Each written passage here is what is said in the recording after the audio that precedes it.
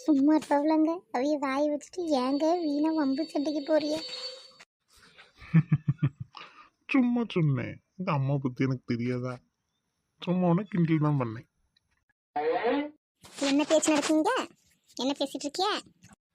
சும்மாதாம்மா, ஒன்றும் இல்லை. சும்மாதான் அக்காவும் அம்மாவும் எங்கன்னு கேட்டேன். அதான் பின்னாடி இருக்காவன்னா, வேற ஒன்றும் பேசல. வா.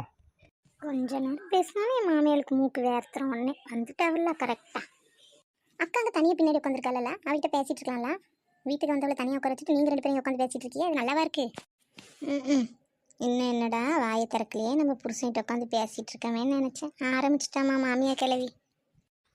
அவன் வீட்டுக்குள்ள இருக்க வேண்டியதானம்மா, ஏம்மா பின்னாடி போய் உட்காந்துருக்கா? சரி போ, நான் வாரேன், வந்து பேசுறேன். ஆமாம், இதெல்லாம் வந்து சொல்லணும் போல உனக்கு. வந்து பேசுன்னு கூட வந்து நான் வந்து உன்னை கூப்பிட்டுட்டு போனோம். இது கூட தெரியாது, இவ்வளோ பெருசாக வளர்ந்துருக்கான்.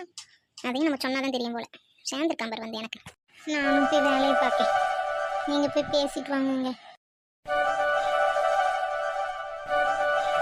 எங்க நம்ம சேனலுக்கு 2 பேர் சப்ஸ்கிரைப் பண்ணியிருக்காவ.